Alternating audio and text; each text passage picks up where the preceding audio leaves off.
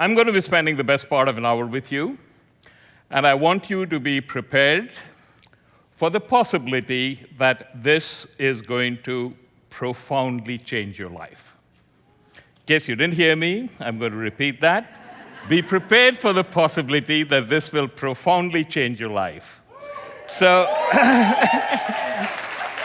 every time I make a statement like that to a group like this, I get reactions. Here is a common reaction.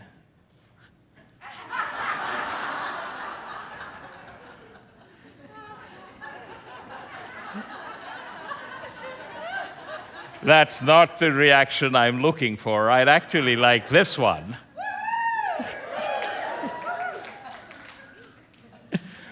But I spend a lot of time talking to large corporations and especially financial institutions, and they don't react like that. So I'm going to settle for that.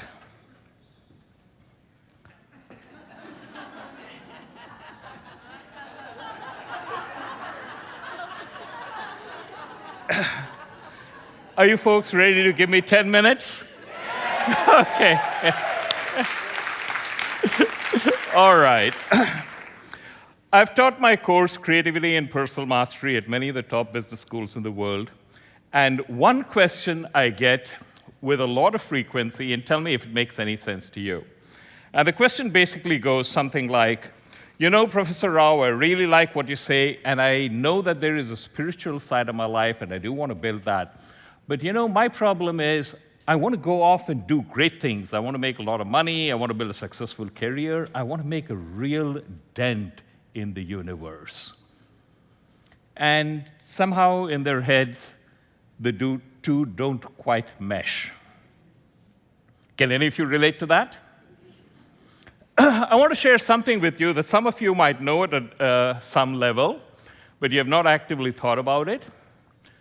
What I have done is I've taken the teachings of the world's greatest masters, I've stripped them of religious, cultural, and other connotations, and adapted them so that they're acceptable to intelligent people in a post-industrial society. That's why, my course is so powerful, not due to me, but because of the sources from where I draw my material.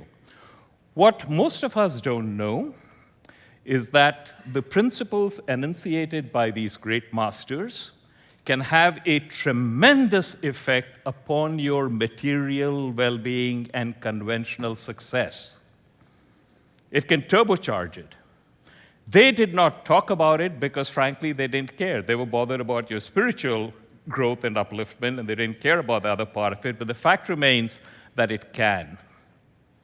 All of us believe that, there's this ladder of success, and we have to climb it one rung at a time, and it takes a long time, and it's very difficult, and you have to work hard. And I'm here to share with you that perhaps that's not true, that you can leapfrog several levels, and you can do that again, and you can do that again. Now, you cannot do that by working harder. In fact, working harder could, in many cases, set you back. You cannot do that by working smarter. You can't do that by managing your time better. The only way you're going to pull that off is by radically changing the way you think. You have to think in a completely different manner than what you conventionally do. And you got some inkling of that in this session before mine. And let me give you an example of what I mean by thinking differently. I grew up in Delhi, and my father was a government bureaucrat. My mother was a homemaker. We weren't exactly poor, but when you're living on the salary of a single mid-level government bureaucrat, there wasn't a whole lot of discretionary income. So one day, we were going on a walk in an open-air market in Delhi, and there was one of these vendors who had a shelf over his shoulder and came out like that, and he was hawking things from that. And one of the things that he was hawking was a book called Just Like Daddy. Actually, it was two books. One side was blue, and it was just like Daddy. The other side was pink, and it was just like Mommy. And the Just Like Daddy, each page had a few words on it, and it talked about a little boy who got up in the morning and he brushed his teeth just like Daddy and did a whole bunch of things just like Daddy. And on the other side, a little girl did things just like Mommy. And for some reason I can't figure out, I really wanted that book. So I put in a petition. So my parents looked at it, and each page had only a few lines of writing, and I was already reading junior classics, so they turned it down.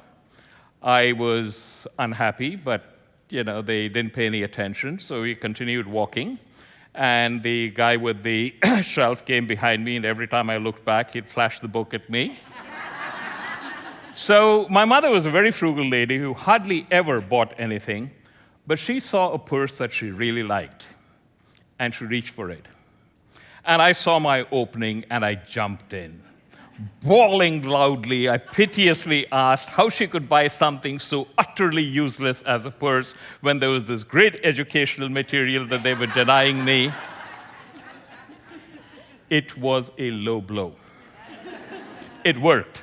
Back when the purse, I got just like Daddy. There was distinct coolness between my parents and me, but I was thrilled. Life was good.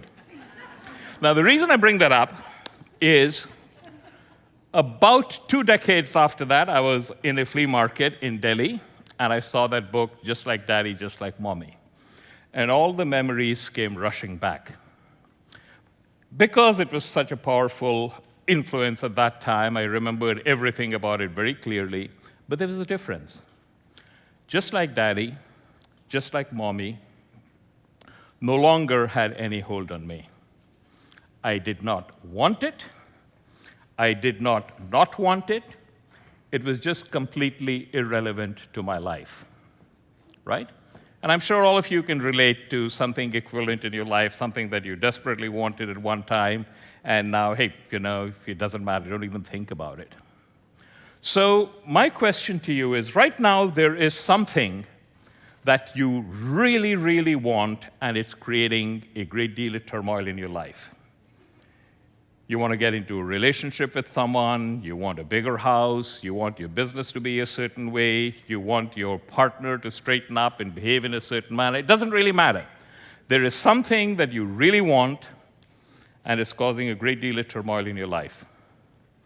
And my question to you is, would you rather get what you want, or would you rather outgrow it so it's no longer a factor in your life, exactly as I outgrew my need for just like Daddy, just like Mommy? This is not a question I want you to answer. This is a question that I would like you to think about, because it's a very good example of what I mean when I say you have to learn to think differently. My entire program is based, and by the way, thinking differently is not something that's strange to you. I mean, I'm sure all of you have been told, the glass isn't half full, it's half empty, or the other way around. And all of you have been told that every problem is an opportunity in disguise, right?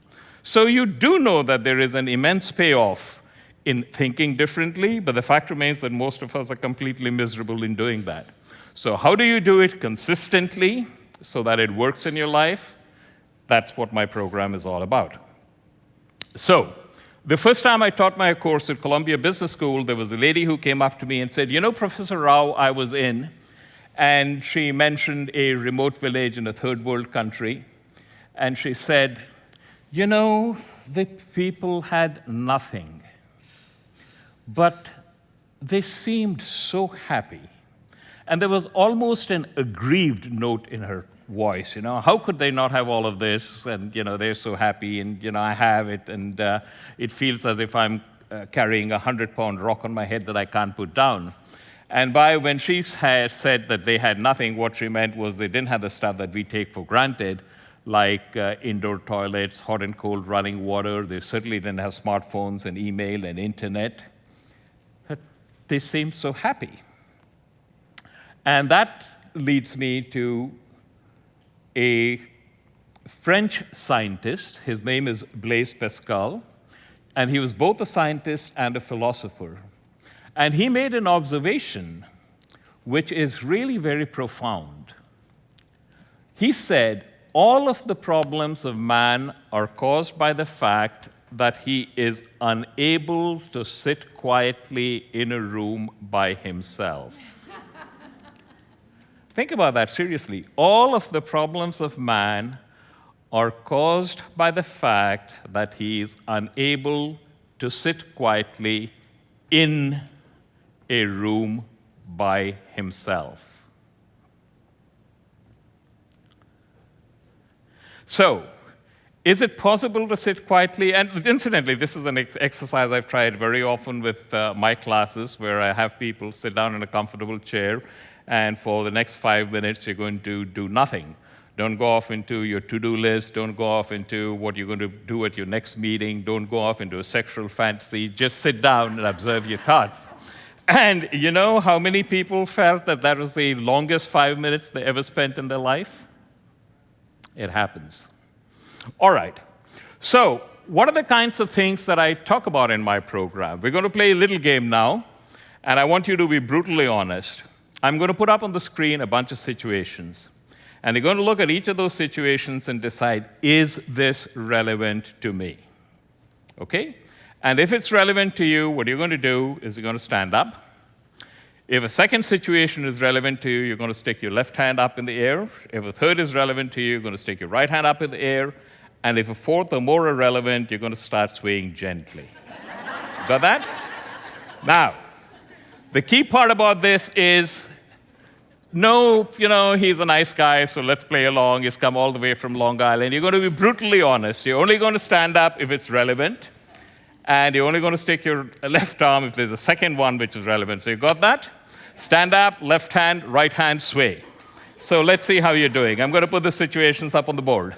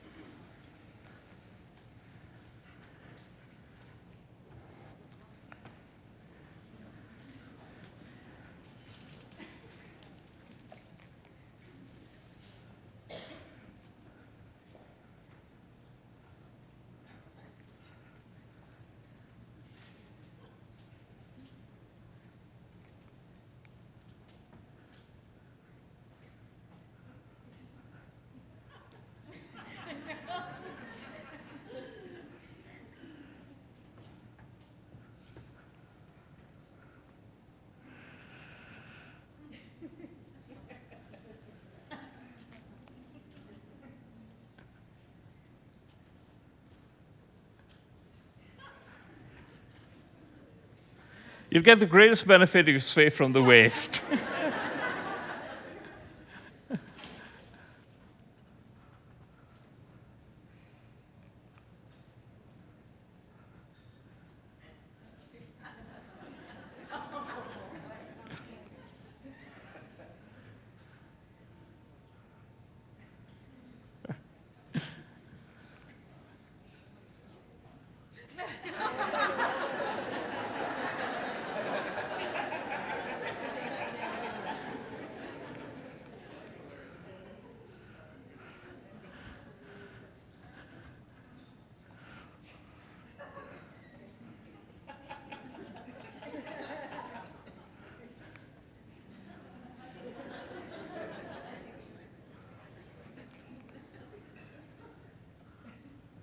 Look around you, folks. Sit down. None of these things came up in a vacuum. They were all real problems brought up by real folks who were part of my program.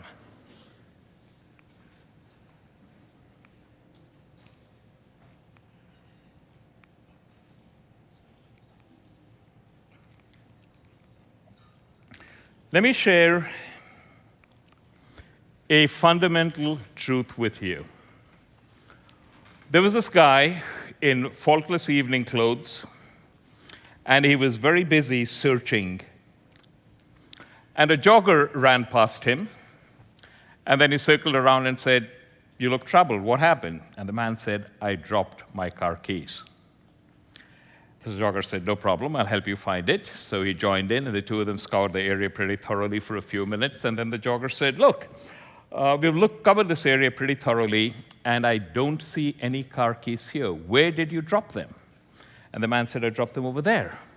So the jogger was understandably annoyed and said, what the hell are you doing searching for them here if you dropped them over there? And the man said, well, it's dark over there and it's light here, so that I thought I'd search here. Now, all of you recognize that this is kind of a semi-funny joke told not very adroitly, but it's supposed to be a joke, and you all get that, right? What we don't recognize is that we are guilty of doing the very same thing in our lives. There is inside each of us some kind of an unmet need, a sense of not being fulfilled, and that is driving us off, and we're all driven people, driving us up to get a spouse, get a new spouse, build our business, do something out there, and it's a desperate urge. And here is the fundamental truth I want to share with you. You cannot solve an internal problem with external action. Let me repeat that. You cannot solve an internal problem with external action. And yet, that is what we repeatedly do in our lives. It's no different from searching for your keys here when you drop them over there.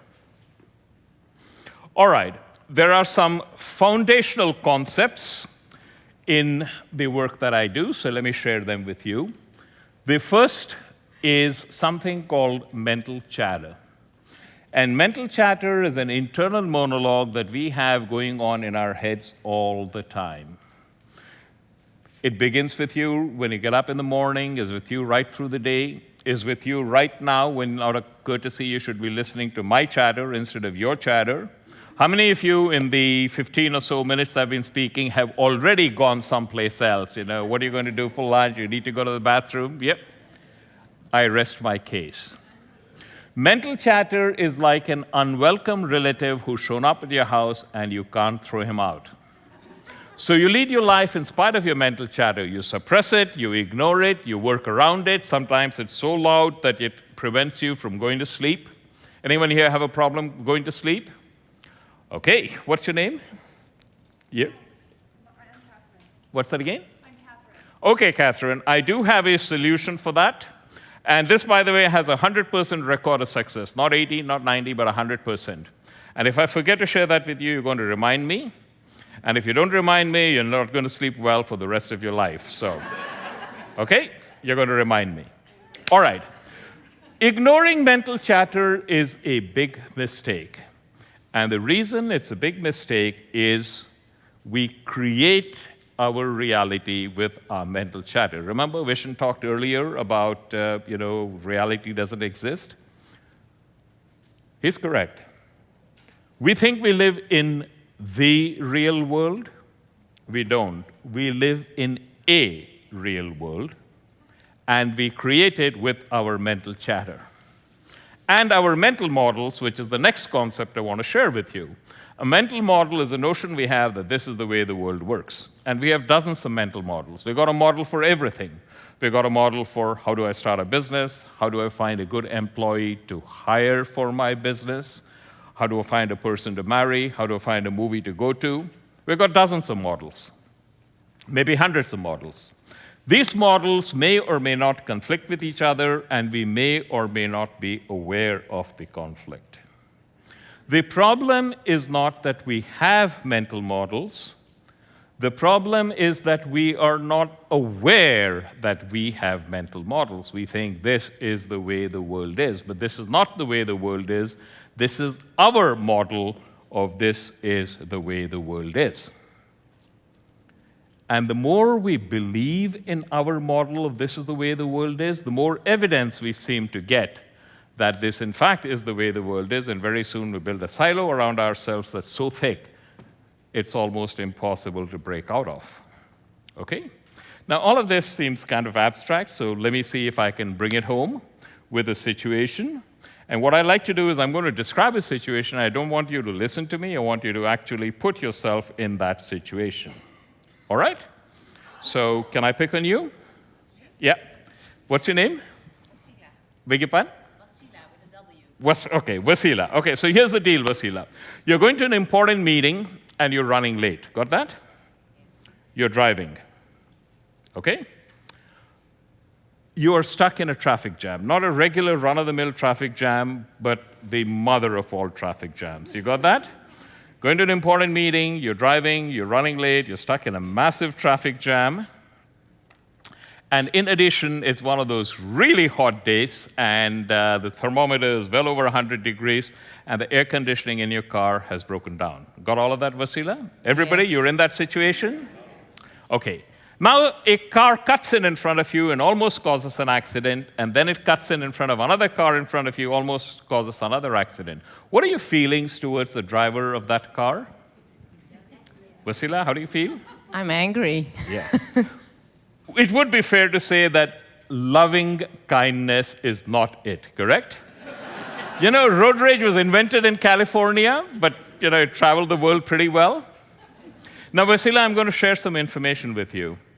The driver of this car that cut you off so rudely and almost caused an accident, he's received some terrible news. His son was involved in a serious accident, and he's desperately trying to get to the hospital, and he has no knowledge of whether or not he's ever going to see his son alive again. So what happens to your anger when I share that information with you? Does it palpably dissipate? Yes. Well, at least it diminished. It diminished. All right, fair enough. And all of you feel that? Your rage kind of leaves you to be replaced with compassion for a fellow human being in an unfortunate predicament?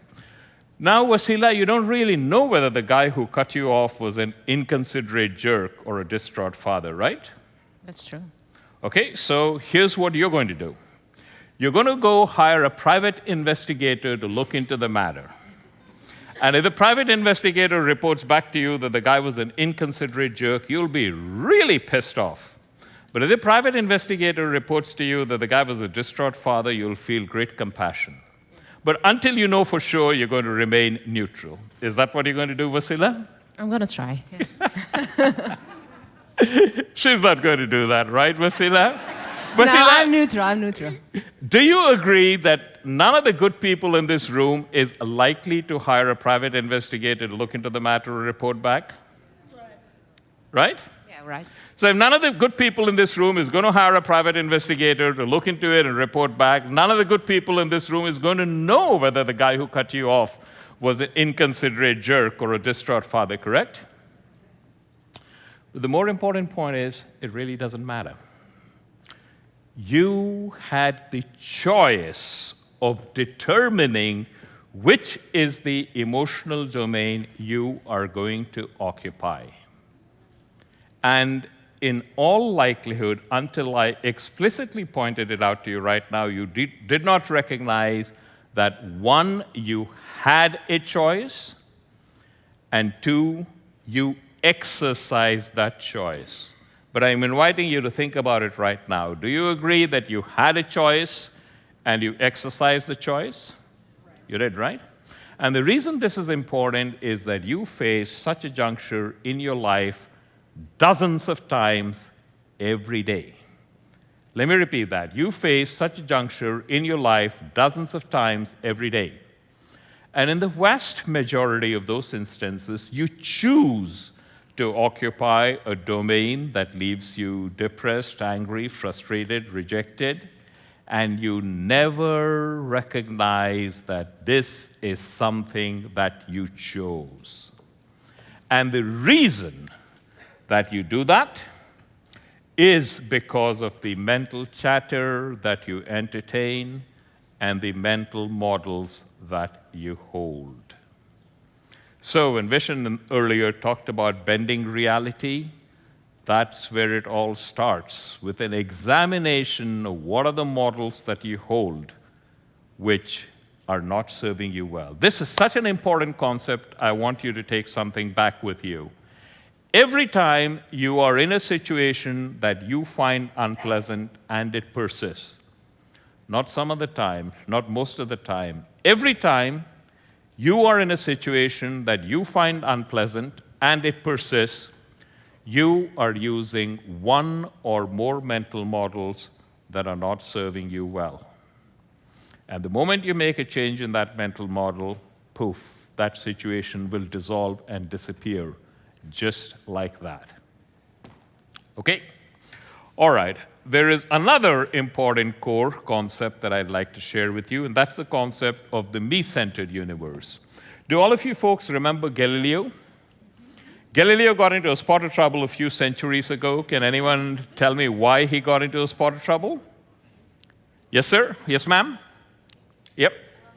Correct. Yes. So Galileo got into a spot of trouble because he postulated that perhaps the sun does not revolve around the earth, perhaps the earth revolves around the sun.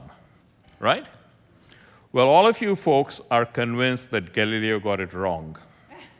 The earth does not revolve around the sun, it revolves around you personally.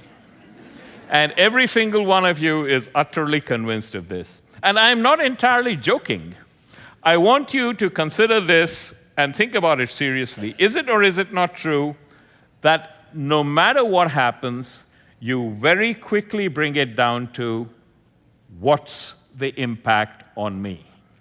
No matter what happens, it doesn't take very long for you to bring the conversation in your head around to what's the impact on me.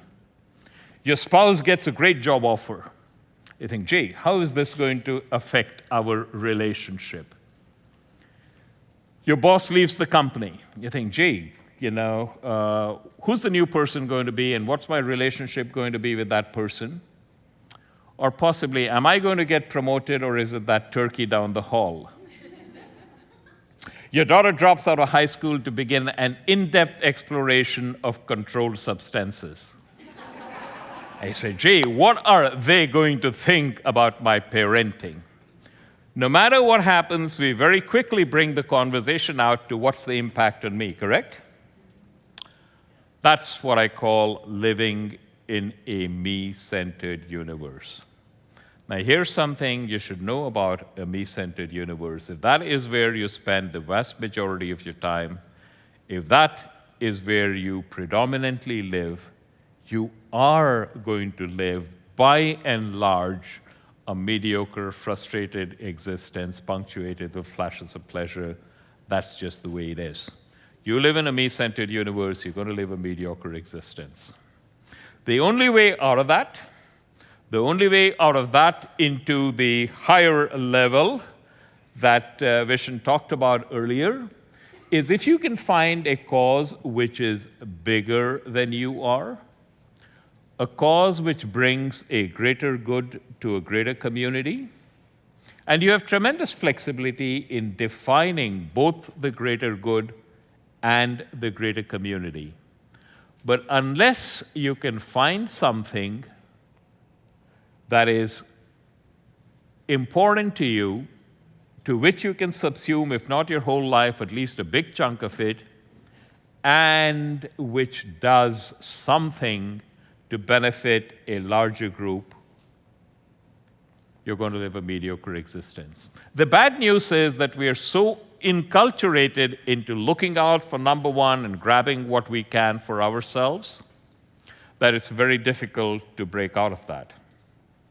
The good news is that even a very modest stride you make will have a tremendous impact on your life. And it is possible to start that immediately. All right. Medieval England, site of a great cathedral being constructed, and the architect was going to the scene of the construction, and he passed three people, all of whom were doing essentially the same thing. There was a big block of stone, and they took a smaller block of stone, put it on the big block of stone, and beat it with a hammer till it broke. And he asked the first guy, "What are you doing?" The guy said, "Can't you see? I'm breaking rocks." "Why are you breaking rocks?" "I get paid a hip and not the day." And the second person said, "I'm helping build the wall behind me." And the third person said, "I'm helping build a great cathedral, and when it is done, people are going to come from all over the world, and they will be inspired, and I will have had a small role to play in that. And the third person was the only one who recognized the architect, and he said, truth be told, I don't like doing it. It's backbreaking labor, and I can get more wages for less effort, and I'm only doing it because I want to learn. Will you teach me to build a cathedral? And 20 years from that date, the guy who was breaking rocks was dead. He no longer had the strength to swing a hammer, so he starved. The guy who was helping build the wall behind him was living a life of desperate poverty. But the guy who was helping build a cathedral was on his way to building his first cathedral. And the reason that's important is this, again, is a choice that you face every day when you get up in the morning. You can break rocks, or you can build a cathedral. I cannot define for you the cathedral that you are going to build. You are the only person who can do that. But I can tell you that unless you define for yourself the cathedral that you are building and get to work on that, you are going to live a frustrated, mediocre existence. You are going to get burnt out. So what it really means is that you have to live life simultaneously on the 6-inch level and the 50,000-foot level. The 6-inch level is very important because it's the 6-inch level at which the work gets done. It's at the 6-inch level that you determine these are the phone calls I have to return, these are the emails to which I have to reply, these are the things that I absolutely must get done today. So it's very important. But if you spend all your time at the 6-inch level, you're going to get your nose plenty abraded. You also have to be simultaneously at the 50,000-foot level. At the 50,000-foot level, you can literally chart and craft your life. You know, it's a little bit like you're an ocean liner in the middle of the ocean, and you make a very tiny change in steering, like 1 degree or so. And it doesn't seem very much, but over the course of the next several weeks, the liner is going to be several, 100 miles from where it would have been originally. Your life is like that. So you have to be simultaneously both at the 6-inch level and the 50,000-foot level. I remember I was talking to a group of senior executives at a Fortune 25 firm. Must have been about 50 people in the room. Every single person ran a country. Some ran multiple countries.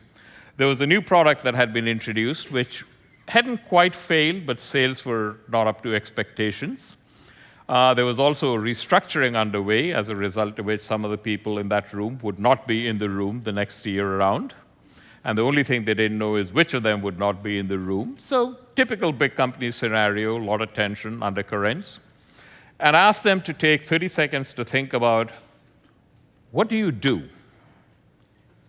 What gets you up in the morning to come to work?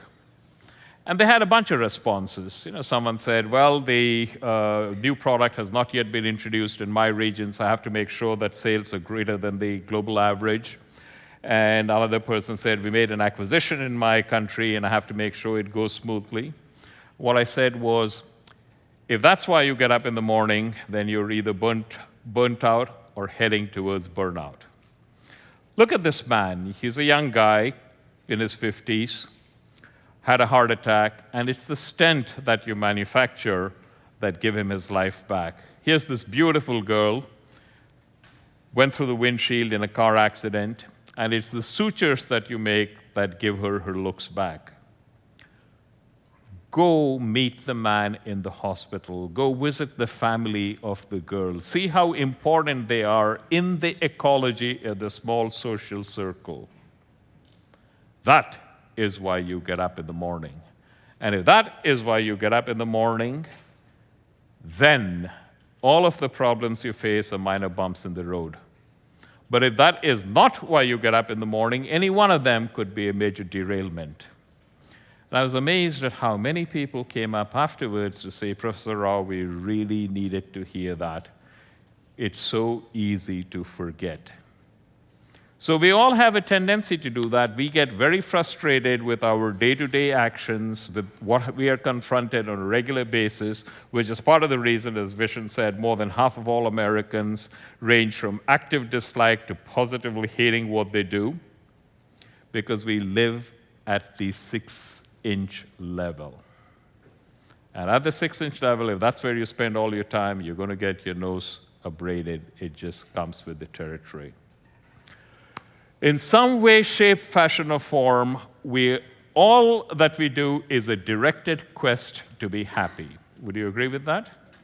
When parents are, how many of you parents? What would you like your children to be? Happy. Happy, right? When parents are asked what would they like their children to be, happiness is mentioned more than all of the other responses combined. So I have a trick question for you, and I'm telling you in advance it's a trick question. What do you have to get in order to be happy? And yes. Exactly as you are right now. Exactly as you're right now. Okay, you've been reading my mind. You do know it's illegal to read minds, right? We all have a notion that we're going to get something: vast wealth, trophy spouse, good friends, work that's meaningful, relaxing leisure. And that is an error. There is actually nothing that you have to do, get, or be in order to be happy. Remember, I spoke to you earlier about how you have to think differently. If any of you read Vishen's book, Go to the Extraordinary Mind, it's actually a blueprint for how to think differently in a range of different situations. But there's one in particular that I'd like to draw to your attention, which I thought was one of the more powerful takeaways in the book, which is all of us have the idea that, in my life, I'm going to work hard to get X, whatever X is. And when I get X, I am going to be happy. Wrong. First, you be happy, and from that space of happiness, you look around your life and say, gee, I can find some gaps that I'd like to fill in, and X is one of those, so I'm going to go get X. But you don't reach for X from a place of neediness and I want this to be complete, but I am complete and I have a preference to have X in my life, so I'm going to go get it. The reason we are unhappy is because we have spent our entire life learning to be unhappy. How do we spend our entire life learning to be unhappy? How do we learn to be unhappy? Remember, we talked earlier about mental models, and a mental model is a notion we have that this is the way the world works. There's one particular mental model that all of us are bought into with every fiber of our beings. And that's the model that I have to get something so I can do something, so I can be something. I have to get a great deal of money so I can go off on exotic vacations, so I can be happy. I have to find a partner so I can have great sex, so I can be happy. All of these are variations of what I call the if-then model. And the if-then model basically states, if this happens, then I will be happy. And if you look around the room here, the primary ways in which we are different, apart from our physical characteristics, is what is the particular set of ifs that we are focusing on. If only I had a better boss, if only I had a bigger house, if only I had a more good-looking spouse, if only my in-laws would move to Australia, if only my kid got into Harvard, if only my kid got into Harvard and my neighbor's kid didn't make it to any of the Ivies. If this happens, then we will be happy. Wrong. The if-then model is fundamentally flawed. We don't recognize that it's flawed, so we believe in it. And when we find it doesn't work for us, we say, I put the wrong wrong item on the if side of the equation. I thought if I got married, I would be happy. I now recognize I married the wrong person. So I have to extricate myself from it with as little financial damage as possible and marry the right person, and then I will be happy. That's the Hollywood model. What we don't recognize, it's the model that's broken. How do I know that's true? Well, forget about what I'm saying. Let's look at your life. Can any of you remember a scene of spectacular beauty, something that took you outside of yourself to a place of great calm and serenity? Maybe a mountain, a valley. You can all recall that, right? I see a number of people nodding. Have you ever wondered why that happened? That happened because somehow, inexplicably, at that instant, you accepted the universe exactly as it was. You didn't go around saying, that's a beautiful rainbow, but it's way off to one side. If I moved it 200 yards to the right, it would be ever so much better. You didn't say, that's a beautiful valley, but the tree in the foreground, too many crooked branches. Give me a chainsaw in 20 minutes and I'll make it better. No, the off-center rainbow was fine. The valley with the tree with the crooked branches was fine. And the moment you accepted the universe exactly as it was, you didn't have to do anything to experience the happiness that's your innate nature. It kind of overwhelmed you. And I'm suggesting to you right now that your life, with all of the problems you have, your life with all of the problems you think you have, is every bit as perfect. But you are striving with might and main to fight one or more aspects of it. And as you fight, you are buying into the if-then model, and the if-then model is fundamentally flawed. That's how we learn to be unhappy. And I've shared this with you very quickly, but the ramifications are profound. So I had someone, this was the very first time I taught at Columbia Business School, so I had someone who wasn't being a smart aleck, he was just interested. He said, Professor Rao, let me get this straight. There's nothing I have to do, get or be to be happy. Happiness is my innate nature. All right, so from now on, my life is going to be different. The alarm's going to ring in the morning, I'm going to hit the snooze button, or forget the snooze button, I'll check the alarm clock out of the window, and from now on, I'm going to live my life differently. And beer and girls and football are going to figure very prominently in attending classes, and trying to get a job is not going to work. I'm not going to do that. And why do I have to do all of that? It's my innate nature to be happy. Is that going to work? And the short answer is yes. Yes, it's going to work, but only if you occupy a particular emotional domain. And to explain that emotional domain to you, I've got to tell you a story. So there was an Indian sage called Ramakrishna, and when he died, his disciples scattered all over India. And one of them, who later became famous as Swami Brahmananda, was going towards Varanasi, which was a holy Indian city. And it was winter, and it was cold, and he hadn't eaten for a number of days. And all of a sudden, he couldn't walk any further. So he lay down under a tree. And he thought he was going to die, and he was okay with that. Body comes, body goes, no big deal. If this is my time, this is my time. And he was perfectly fine with that, and he lay down.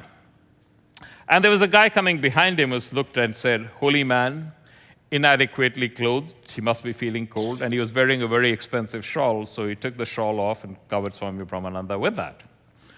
And Swami Brahmananda observed this, and he was giving thanks to the universe, saying, isn't the universe wonderful? Just when I was feeling cold, it provided me a shawl. And even as he was thinking that, the next guy behind him came and said, expensive shawl. The guy seems asleep, and the shawl vanished. And Swami Brahmananda burst out laughing. He said, even as I was giving thanks to the universe for giving me a shawl when it was cold, the shawl vanishes. How wonderful is the play of the universe.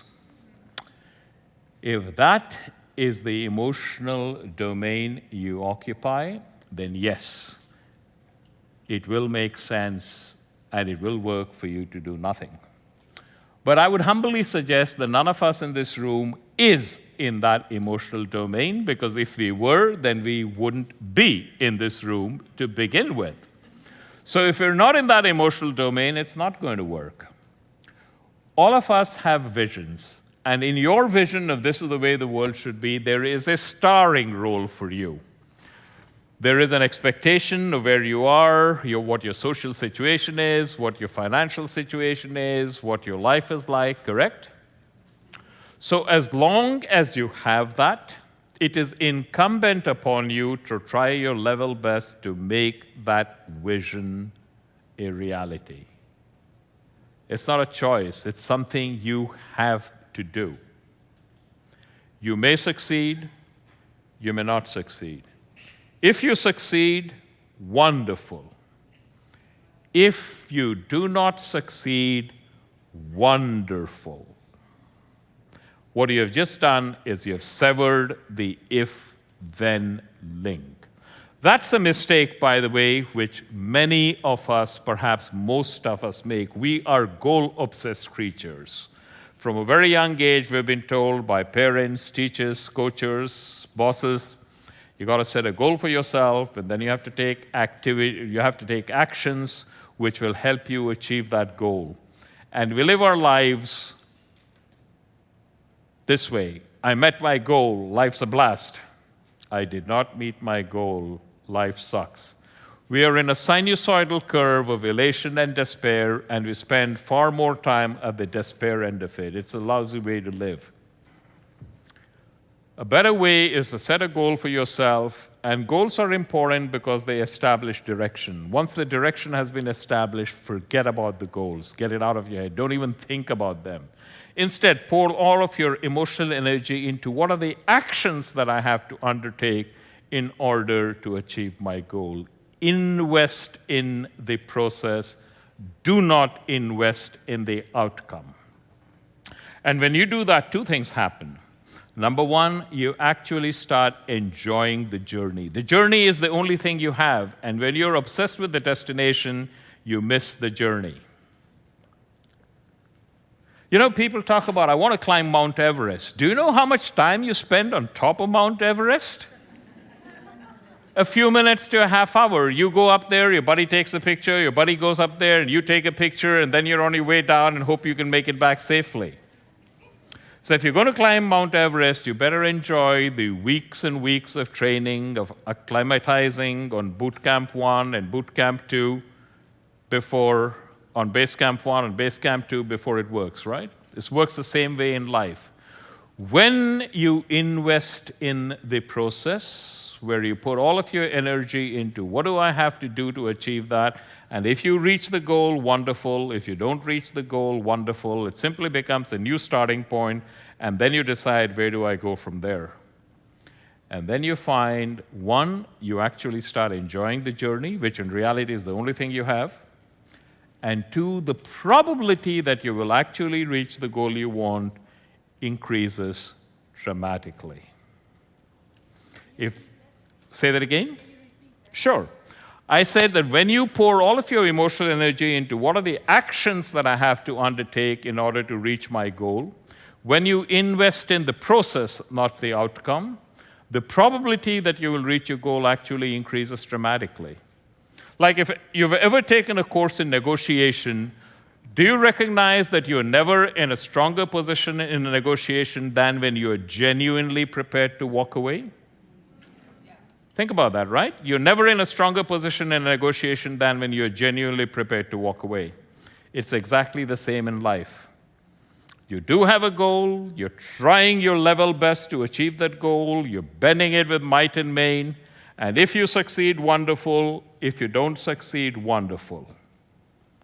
And then you enjoy every minute of every day. This is a learnable skill. It's no different from trying or learning to ride a bicycle. All right. Now I'm going to share with you a very powerful technique which will probably have the pleasant byproduct of solving virtually every problem that you have. That's a bold promise, right? How many of you get stuck with a situation where you don't know what to do? You lost your job. Your biggest customer flies. Should I marry this person or should I marry that person? You're caught on the horns of a dilemma. Are you stuck?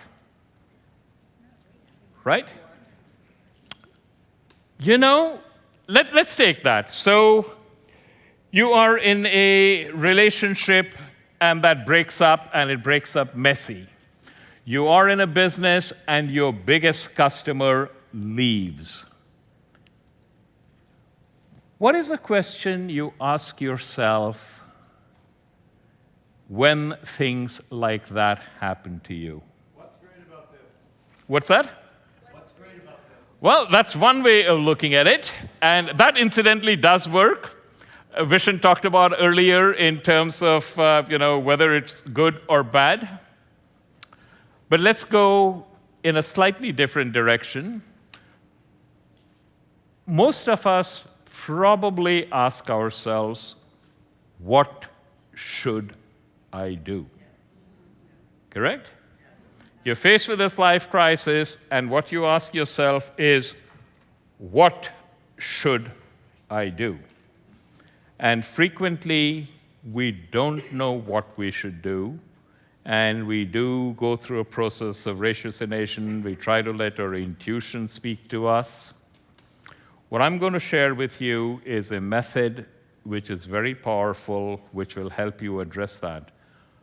Don't ask yourself, what should I do? Ask yourself, who am I being? Let me repeat that. Don't ask yourself, what should I do? Ask yourself, who am I being? So, your biggest customer leaves you, your business is in danger of going under, and you're scared and angry. Who are you being? You're being a scared, angry entrepreneur overwhelmed by external circumstances, right?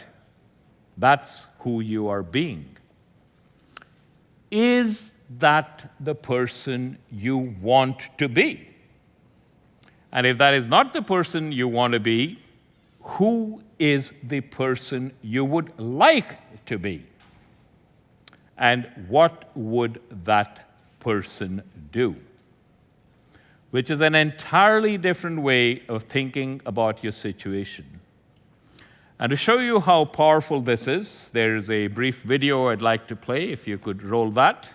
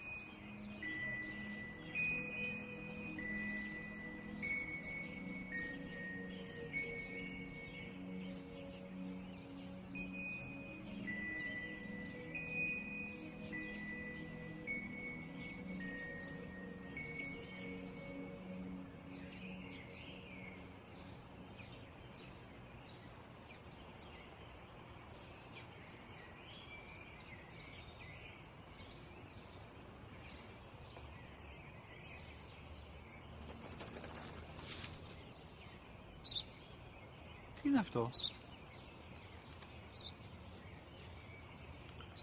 Ένα σφουργίτι.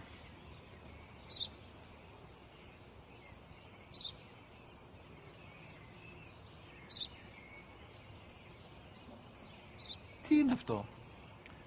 Μόλις τώρα στο πατέρα, σφουργίτι είναι.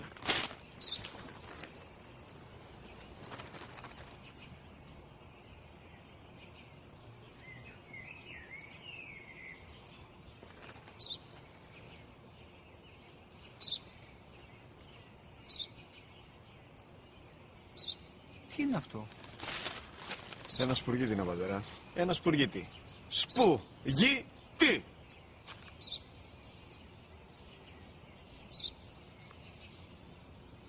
Τι είναι αυτό? Γιατί το κάνεις αυτό το πράγμα, μπορείς να μου πεις? Τόσες φορές σου είπα, είναι ένα σπουργίτη! Δεν το καταλαβαίνεις! Πού πας?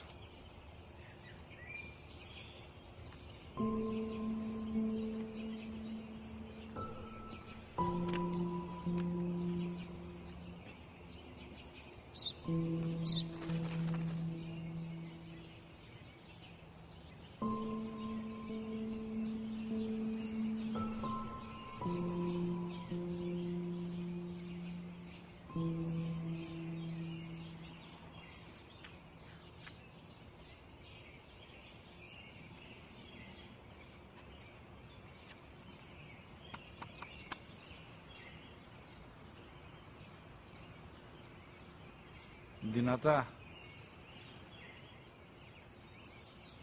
Σήμερα ο μικρός μου γιος που πριν λίγες μέρες έκλεισε τα 3 καθόταν μαζί μου έξω στο πάρκο όταν ένας σπουργίτη ήρθε και κάθισε απέναντί μας.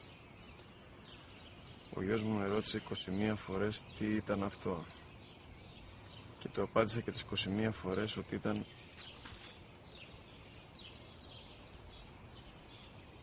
ένα σπουργίτη. Τον αγκάλιασα τρυφερά και τις 21 φορές που μου έκανε την ίδια ερώτηση, ξανά και ξανά, χωρίς να εκνευριστώ, νιώθοντας στοργή για το αθώο μου αγοράκι.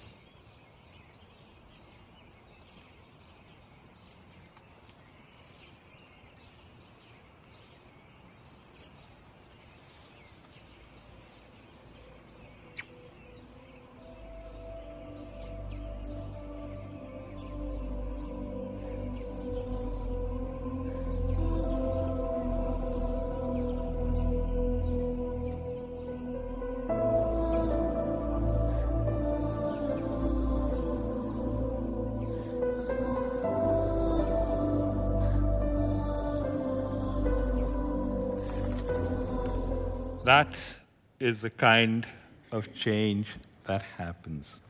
Who was the man being in the initial stages? We don't have any data of that, but you can presume that he was wrapped up in his life.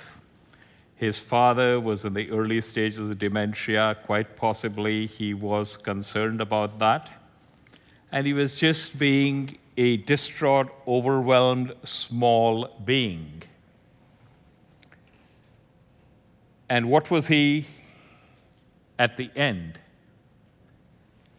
He was back to, hey, I am a loving son who has been the recipient of much that was good from my father.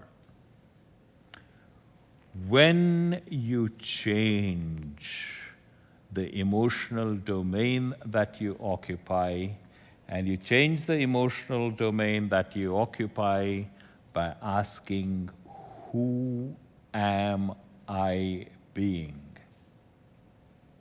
And then you move to, is this a person I want to be?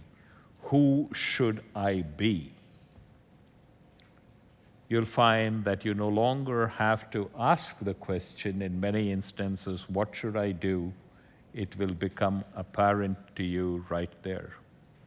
And the beauty of this line is not only does it work for you, but for those whom you interact with, you can figure out a way to get them to ask the question, who am I being? As opposed to, what should I do?